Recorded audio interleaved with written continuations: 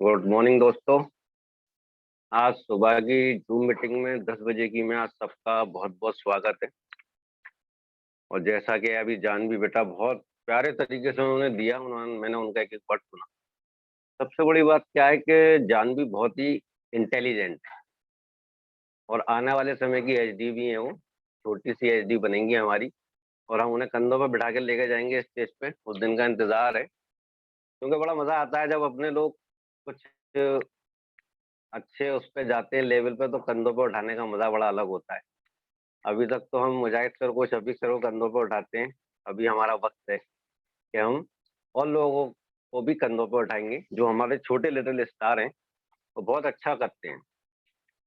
तो दोस्तों, जैसा आज मीटिंग चल रही है और सारे लोग हमारे बैठे हैं और 39 लोग इसमें हैं, 39 पार्टिसिपेंट हैं, और मैं सभी लोगों का नाम तो नहीं लूंगा, लेकिन सभी लोगों को वेलकम बोलूंगा कि जूम मीटिंग में हमें आना चाहिए और जूम मीटिंग में आने से हमें क्या क्या फायदे हैं उस पे बहुत ज्यादा नजर डालनी चाहिए, ध्यान देना चाहिए हमें। तो आज थोड़ी सी हम शेयरिंग करेंगे कि आप लोगों को दौलत, इज्जत और शोहरत कमानी है या कमाना चाहते हैं, तो उसके लिए हमें किन चीजों का ध्यान रखना चाहिए। देखो, काम तो सभी लोग कर रहे हैं, मैं भी कर रहा हूँ, आप भी कर रहे हैं, सारे लोग काम करते हैं और काम करना भी चाहिए। काम के संग संग कुछ बातों का ध्यान रखना चाहिए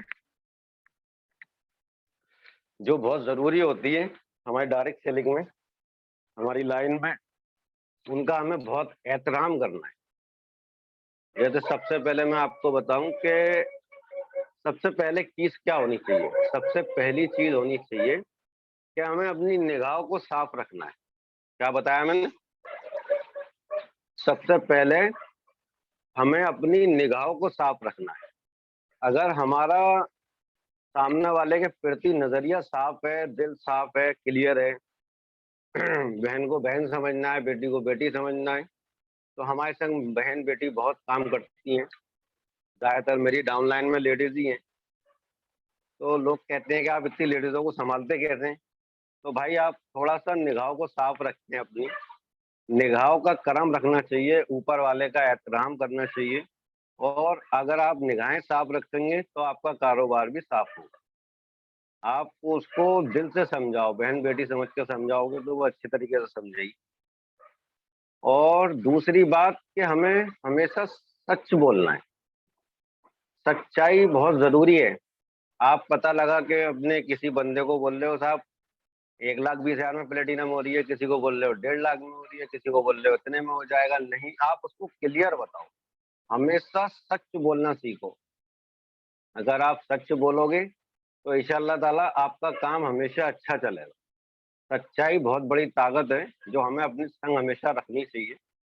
ये सारी बातें मैं इसलिए बता रहा हूँ ताकि बहुत से लोग कहते हैं कि हमारा काम चल क्यों नहीं रहा। तो भाई, कुछ ना कुछ कमियां होती हैं। तो मैंने कुछ कमियां नोट करी, उनको लिखा कि आज शायद मुझे इस पे बोलना चाहिए। तीसरा है, कम बोलो। जैसा कि कोई आया, उसको काम समझाना है तो पूरी फिल्म एक बार में बता के स्टार्ट नहीं करनी चाहिए। उसको हौले हौले लेग पे लेके आना चाहिए कि भाई हम इस तरीके से काम करते हैं, हमें इस तरीके से फायदे होते हैं। अपनी इनकम बताओ उसको, बीसीएम के फायदे बताओ अपने। एकदम पूरी पिक्चर मत बता दो उसको, फिर वो घबरा जाता है कि यार इतना लंबा हिसाब किताब है, मैं नहीं कर पाऊँ। तो पहले कम बोलो। और कम बोलने के फायदे क्या हैं? पहले सामने वाले की सुनो। आप सुनोगे तो उसकी बात आपके ऑटोमेटिक समझ में आ जाएगी कि हाँ, ये क्या कहना चाह रहा है। फिर आप उसको समझ के उसको बोलने का मौका दे सकते हो। पूरा बोलने दो उसे, फिर अपनी बात रखो और उसको समझाओ कि सर आप ठीक कह रहे हो, आपने बिल्कुल ठीक कहा, पर मेरा जो कारोबार है वो इस तरीके से है और मैं इसको इस तरीके से करता हूँ। अल्लाह का करम है, ऊपर वाले का रहमो करम है, मेरी अपलाइन का, मेरी डाउनलाइन का, मैं अभी तक फेल नहीं हुआ। बहुत सी कंपनियां चल रही हैं जिसमें बताते कुछ हैं पर होता कुछ है, पर हमारी कंपनी में ऐसा नहीं है। हमारी कंपनी में हर चीज क्लियर है, एक एक शब्द क्लियर है, एक एक वर्ड क्लियर है। तो जब कंपनी हर चीज, हर शब्द को क्लियर कर रही है तो हम क्यों ना क्लियर करें। तो हमें इन चीजों का ख्याल रखना चाहिए। दूसरा है, हलाल तरीके से कभी नहीं कमाना चाहिए। वो हलाल तरीके से कमाओ, हराम तरीके से नहीं। मतलब कि अगर आपके पास कोई पेशेंट आ रहा है, सर मेरी आवाज़ क्लियर आ रही है? थोड़ी बारिश तेज़ हो रही है सर। आपकी आवाज क्लियर है आपकी आवाज क्लियर है सर, आपकी आवाज क्लियर आ रही है। Thank you sir, thank you. दूसरा है, हमें हलाल तरीके से कमाना चाहिए।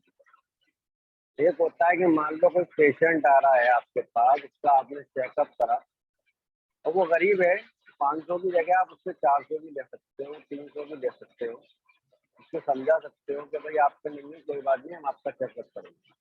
दूसरा, अगर उसको ज़रूरत सिर्फ एक मल्टीविटामिन की है तो फिर हम उसको और दवाइयाँ ना देके उसको कम तरीके से ही ठीक करें, ताकि वो आपकी दूसरी जगह जाके तारीफ करे, बताए, तो वो और लोग भी आपके पास लेके आ सकता है। अगर आप चाहोगे साहब मेरे पास बंदा आ गया, मुझे 500 रुपये लेने हैं तो मुझे ऐसे 3000 की दवा देनी ही देनी, तो वो गलत तरीका हो जाता है। जब उसका काम 1000 में चल रहा है, एक एफर्ट देकर ही अगर हम उसे सही कर सकते हैं तो ज़रूरी नहीं है मुझसे और भी फालतू वाली चीज़ें दें।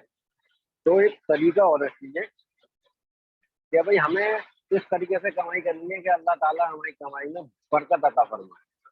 बरकत बहुत ज़रूरी होती है।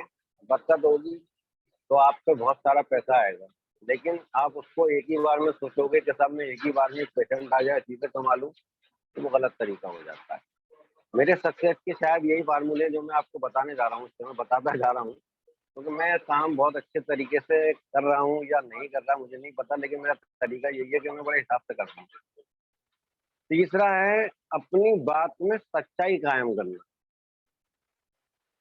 बात को आप अपनी सच्चाई कायम करो कि आप वो वाक़ई में आपने इस पेशेंट की आप वीडियो दिखा सकते हो, कोई पेशेंट आपके यहाँ सही हुआ है, तो आप उसको दिखा सकते हो। देखो सर, ये इस पेशेंट का मोबाइल नंबर है, मेरे मोबाइल में भी सेव है। इनकी वीडियो सुन सकते हैं आप, इनसे बात कर सकते हैं। मैंने इनका थायराइड सही करा है, इनका शुगर सही करा है या इनका आर्थराइटिस सही करा है। तो आप अपनी सच्चाई को पूरा बयान करना सीखें। ऐसा नहीं है कि आप गलत हो, आप गलत नहीं हो। अगर आप गलत नहीं हो तो आप अपनी सच्चाई को बयान करो, सच्चाई को बताओ। सच्चाई के बड़े फ़ायदे होते हैं। आप सच बोलोगे तो हमेशा ऊपर वाला आपका साथ देगा। और दूसरा है वादा पूरा करना। वादा कैसे पूरा करना? आपके नीचे 4-6 लोग काम कर रहे हैं, मान लो उनको आपकी ज़रूरत है और वो आपको बुला रहे हैं और आपने उन्हें टाइम दे दिया कि साहब मुझे 10 बजे मैं आपसे मिलूँगा।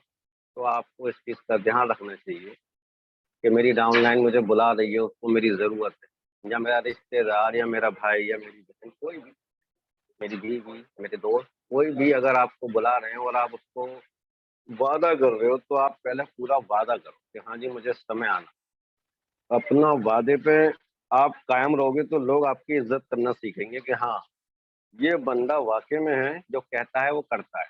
इस चीज़ का बड़ा ख़्याल होते हैं, क्योंकि यही छोटी-छोटी चीज़ें हमें गलत साबित कर देती हैं और यही छोटी-छोटी चीज़ें हमें महान बना देती हैं। अब जैसे आपने अपनी डाउनलाइन से बोल दिया, हाँ साहब मैं 12 बजे आपके पास आ जाऊँगा, उन्होंने 12 बजे किसी को बुला लिया। आप नहीं पहुँच रहे तो वो बंदा हताश होता है, गलत हो जाता है। उसमें उसे ऐसा लगता है कि मेरी अपलाइन बेकार है, असद सर मेरा साथ नहीं दे रहे, असद सर ने मुझे मतलब जॉइन तो करा दिया, पर अच्छा नहीं लग रहा उनके साथ काम करना, इसलिए लोग हताश हो जाते हैं। तो हमें अपना काम रोक के पहले अपनी डाउनलाइन का काम पे ध्यान देना है, उसको इस तरीके से समझाना है, क्योंकि वो हमारे बच्चे हैं, बच्चों की तरह, चाहे वो उम्र में बड़े सही, लेकिन हम लाइन में बड़े हैं तो हमें समझाना हमारा फ़र्ज़ है और हमें अपने फ़र्ज़ से हमेशा कायम रहना चाहिए। और 7वां वर्ड है मेरा, पेशेंट का एहतराम करना। मान लो अगर कोई पेशेंट आपके पास आ रहा है या कोई बंदा काम करने के लिए, सीखने के लिए आपके पास आ रहा है, तो पहले आप उसका एहतराम करना सीखो। उसको बिठाओ, पानी पिलाओ, बात करो उससे, उसके हाल-चाल लो, उससे पूछो हाँ जी, आप क्या चाहते हैं? इससे पहले आप क्या करते थे? आप कितना कमाना चाहते हैं या कितना कमाते थे पहले?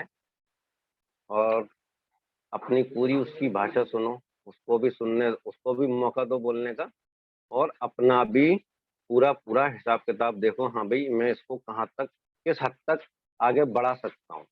और मेरे पास क्या कारोबार है, आप इसे कर सकते हो, कैसे नहीं कर सकते हो, ये सारी चीजें उसको बताओ।